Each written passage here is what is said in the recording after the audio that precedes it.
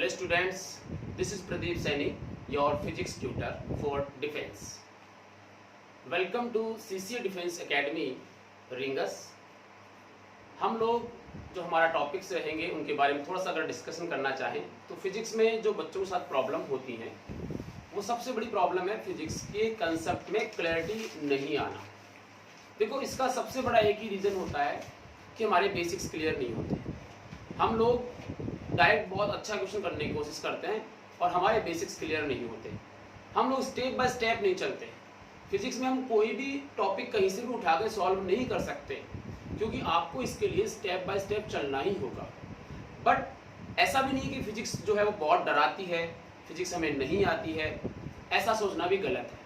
हम लोगों को अगर फिजिक्स में बहुत अच्छा स्कोर करना है तो उसके लिए हम लोगों को स्टेप बाय स्टेप चलना होगा।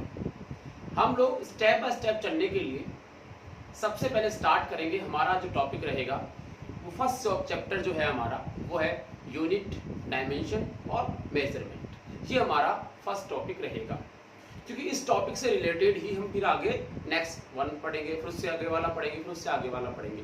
तो पीछे का जो भी कुछ आपको ने पढ़ा है या जो भी कुछ पढ़ोगे वो सारा कंसेप्ट आपका क्लियर होना चाहिए। इसलिए हम लोग स्टार्ट करते हैं अपना फर्स्ट टॉपिक, फर्स्ट चैप्टर। उसका नाम है यूनिट, डायमेंशन एंड मेजरमेंट। आपका एक क्वेश्चन यहाँ से 100% आता है, चाहे वो आपका एरर का क्वेश्चन आए और चाहे वो डायमेंशन का क्वेश्चन आए। इसलिए आपको इस टॉपिक में एक भी क्वेश्चन गलत नहीं करना है।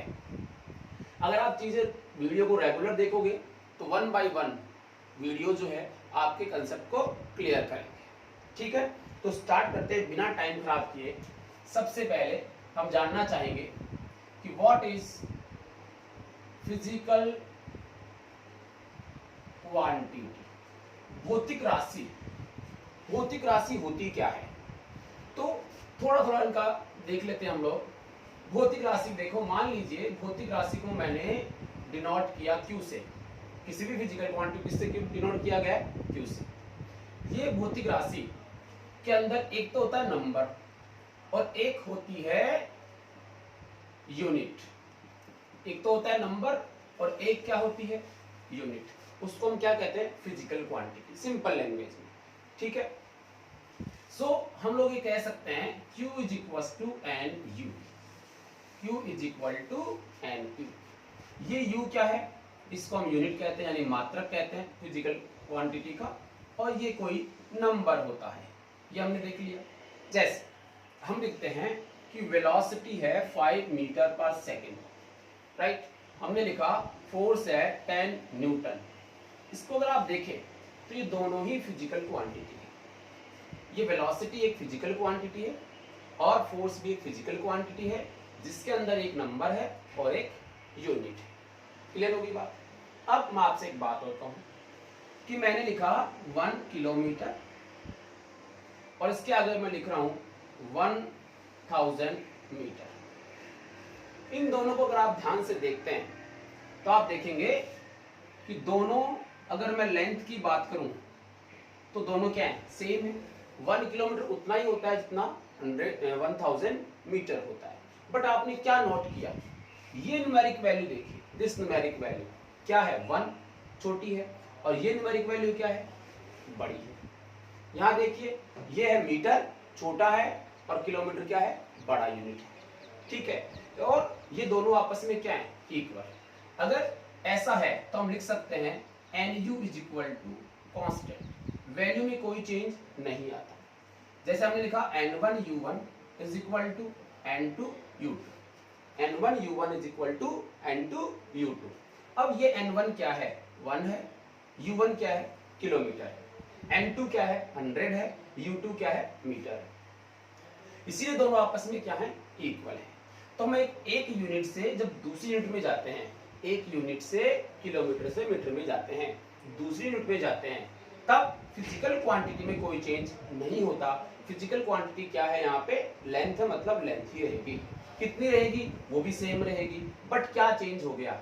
Magnitude.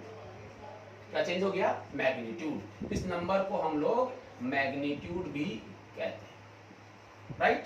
Magnitude. So N1U1 is equal to क्या बना हमारा N2U। यहां से अगर मैं कहूं कि NU अगर कांस्टेंट है तो N is equal to constant upon U हुआ, यानी हुआ N is inversely proportional to U। देखिए N is inversely proportional to U, मतलब ये हुआ अगर U यानी कोई यूनिट मात्रक अगर बड़ा होता है तो उसकी न्यूमेरिक वैल्यू क्या होगी, छोटी होगी। मात्रक अगर बड़ा होगा तो न्यूमेरिक वैल्यू क्या होगी, छोटी, और मात्रक अगर छोटा होगा तो न्यूमेरिक वैल्यू क्या होगी, बड़ा। जैसे ये रहा, ये क्या है मात्रक, किलोमीटर कैसा है, बड़ा है, तो उसकी न्यूमेरिक वैल्यू क्या है, छोटी है। मीटर क्या है, छोटा है, तो उसकी न्यूमेरिक वैल्यू क्या है, बड़ी है। समझ आ गया, ठीक है ना। ये जनरली फिजिकल क्वांटिटी हो गई। अब ये जो फिजिकल क्वांटिटी है वो हमारे पास दो तरह की होती है। कितने तरह की होती है, दो तरह की होती है ना। तो हम लोग यहाँ लिख लेते हैं फिजिकल क्वांटिटी टू टाइप्स की होती है। Two types. अब टू टाइप्स में कौन कौन सी होती है उसको भी समझ लो। एक होता है नंबर 1, उसको हम बोलते हैं फंडामेंटल क्वांटिटी। फंडामेंटल क्वांटिटी का मतलब होता है मूलभूत भौतिक राशि। दूसरा होता है डिराइव्ड फिजिकल क्वांटिटी।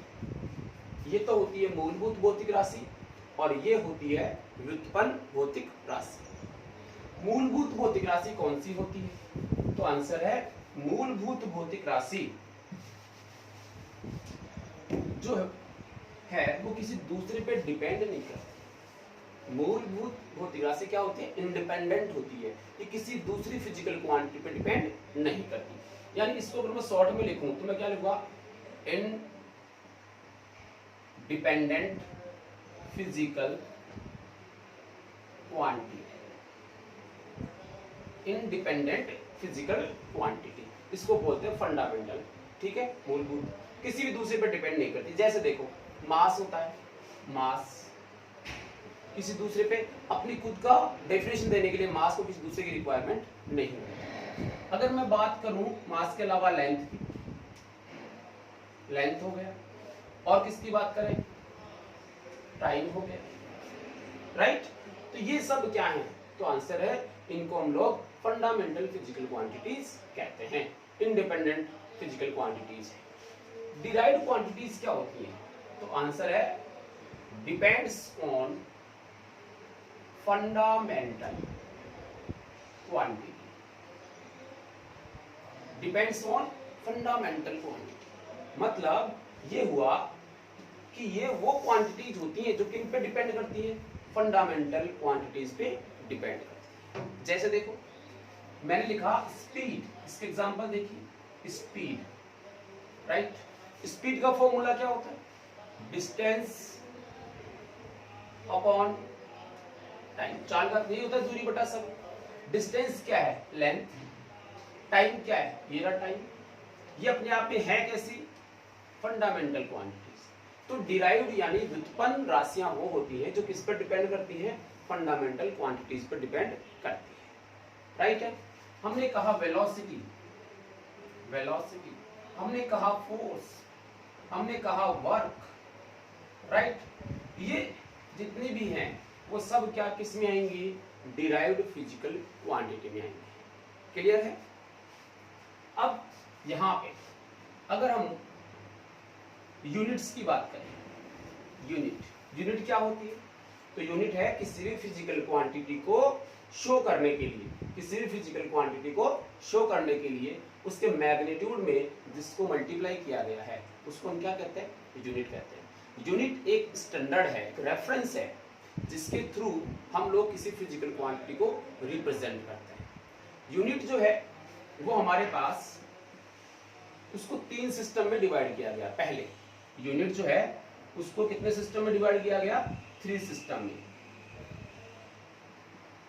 कौन कौन सा सिस्टम बनता है, एक बनता है CGS सिस्टम, एक बनता है MKS सिस्टम और एक बनता है FPS सिस्टम। ये सब जानते हैं, मैं इनके बारे में ज्यादा बात नहीं करूंगा, ठीक है ना। यहाँ CGS, MKS और FPS। जैसे मैंने कहा लेंथ फंडामेंटल है, मास फंडामेंटल है और टाइम भी क्या है, फंडामेंटल है। तो यहां से ध्यान देना, सी का मतलब सेंटीमीटर, ग्राम का जी का मतलब ग्राम और एस का मतलब सेकंड। सीजीएस सिस्टम का मीनिंग क्या होता है, सेंटीमीटर, किसको, लेंथ को सेंटीमीटर, मास को किसमें, ग्राम में, और टाइम को किसमें, सेकंड में। एमके सिस्टम में क्या होता है, तो ये जो है मास, ये लेंथ जो है वो किसमें आएगी, मीटर में, मास किसमें आएगा, किलोग्राम में, टाइम किसमें आएगा, सेकंड में, ऐसे लिया जाता है। और एफपीएस का मतलब क्या होता है, एफ का मतलब होता है लेंथ को फुट में और मास को पाउंड में और टाइम को सेकंड में लिया जाता है। तो हमारे पास यूनिट को रिप्रेजेंट करने के लिए हमारे पास कितने सिस्टम है, सिस्टम ऑफ यूनिट्स, कितने सिस्टम है हमारे पास, 3 सिस्टम्स हैं, ठीक है। जनरली जो है हम लोग इस सिस्टम को काम में लेते थे, बट इसके बाद इसको मॉडिफाई किया गया, इस सिस्टम को मॉडिफाई करके जो है एक नया सिस्टम बनाया गया, और वो जो नया सिस्टम है उसका नाम है एसआई सिस्टम। क्या नाम है उसका, एसआई सिस्टम।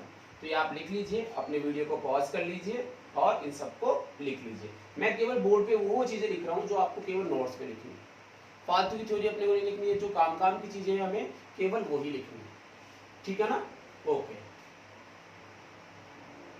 तो एसआई यूनिट की हम बात करें तो मैं इधर लिखवा देता हूं, एसआई यूनिट सिस्टम, ठीक है। एसआई सिस्टम के अंदर क्या किया गया है, एक्चुअली जो एमकेएस सिस्टम है उसी को मॉडिफाई किया गया है। एमकेएस सिस्टम को क्या किया गया है, मॉडिफाई किया गया है। कैसे, देखो एमकेएस में आपके पास क्या था, मास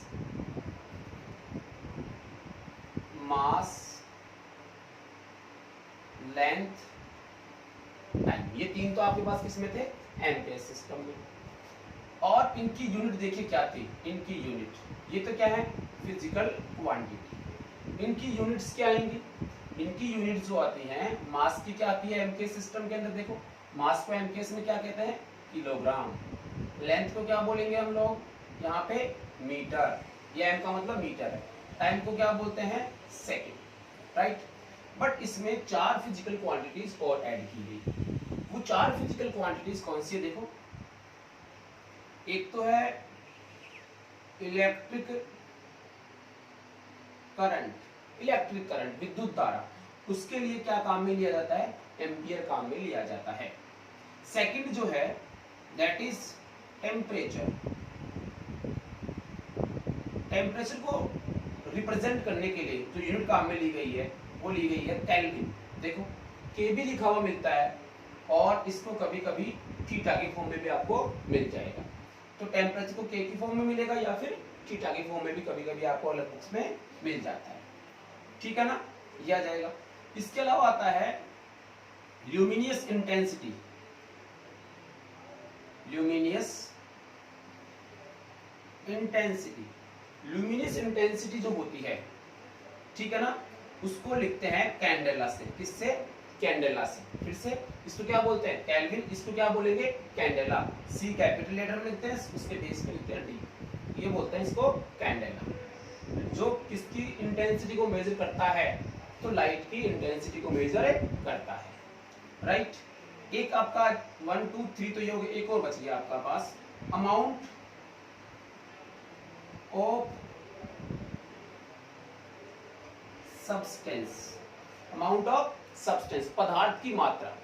जब पदार्थ की मात्रा को मापने की बात आई, मेजरमेंट करने के लिए, तो उसके लिए काम में लिया गया मोल, राइट। बस आपको अभी तक जो कुछ पढ़ा है हमने उसमें एक फॉर्मूला ये और 7 यूनिट्स ये आपको याद होनी चाहिए, 1 2 3 4 5 6 और 7, क्लियर है।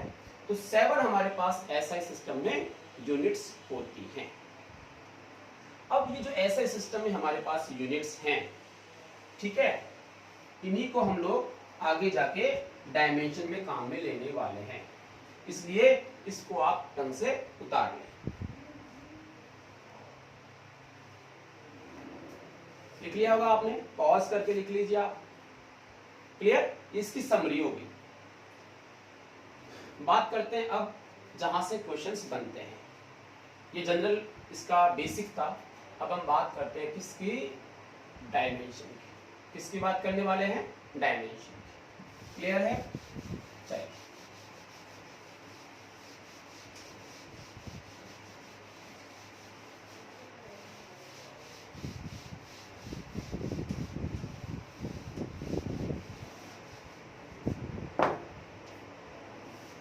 बात करते हैं हम लोग जहां से हमारा क्वेश्चन आता है, डायमेंशन, वीमा। वीमा क्या होती है? देखो मैं आपसे अगर ये कहूं कि आपके पास फंडामेंटल क्वांटिटी है, सिंपल लैंग्वेज में, फंडामेंटल क्वांटिटी, कोई भी फंडामेंटल क्वांटिटी, उसकी पावर, उसकी क्या पावर, ये जो पावर है, ये जो पावर है, इसी का नाम है डायमेंशन, वीमा। फंडामेंटल क्वांटिटीज की जो पावर है उन्हीं का नाम क्या है, डायमेंशन है।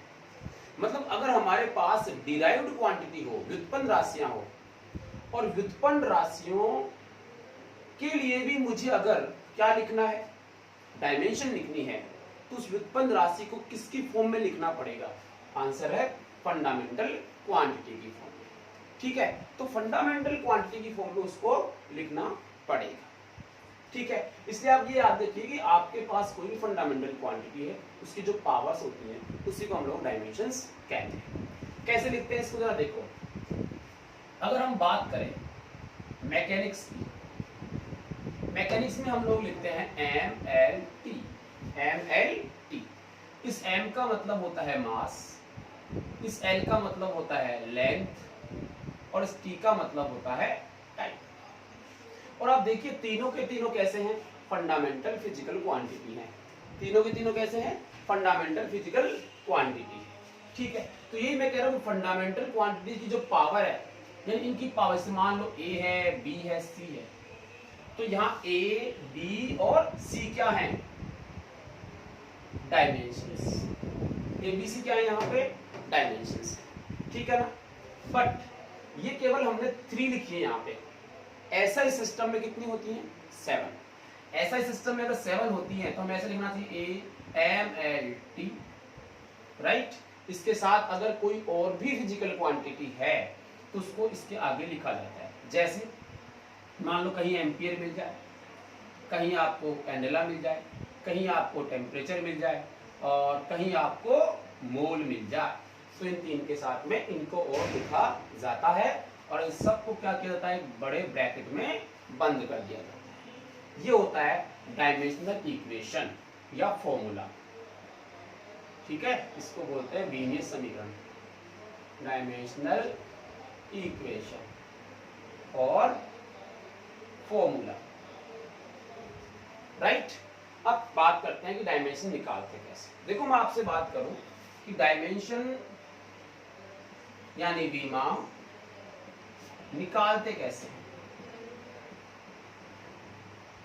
इसको समझते हैं। तो बहुत बड़ा इश्यू नहीं है, बहुत सिंपल सी बात है। आपको एक तो फॉर्मूला याद होना चाहिए। अगर किसी को फॉर्मूला याद नहीं है, और क्या याद हो, यूनिट मतलब मात्रक याद हो, फॉर्मूला या फिर क्या याद हो आपको, मात्रक याद हो, तो आप क्या निकाल सकते हैं, डायमेंशन। किसकी निकाली जाती है डायमेंशन, फिजिकल क्वांटिटी। तो किसी भी फिजिकल क्वांटिटी की डायमेंशन निकालने के लिए आपको उसका फॉर्मूला और उसकी यूनिट पता होनी चाहिए। क्लियर है, क्या क्या पता होना चाहिए, फॉर्मूला और यूनिट पता होनी चाहिए। किसी एक को आप यूज लेके उसका डायमेंशन निकाल सकते हैं। ठीक है ना। अब ये डायमेंशन जो है 1 by 1 हम सबकी निकालने वाले हैं।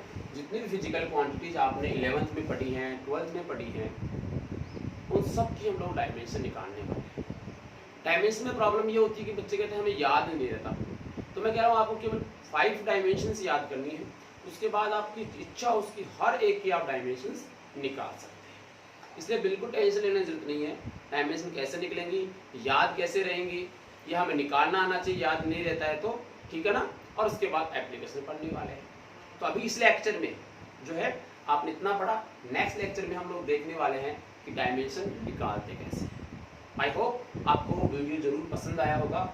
अगर आपको ये अच्छा लगता है तो आप सीसीए डिफेंस एकेडमी के नाम से हमारे प्ले स्टोर पे हमारी ऐप है, वहाँ से उसको डाउनलोड कीजिए और इन वीडियोस का जो है आप बेनिफिट लीजिए। Thank you.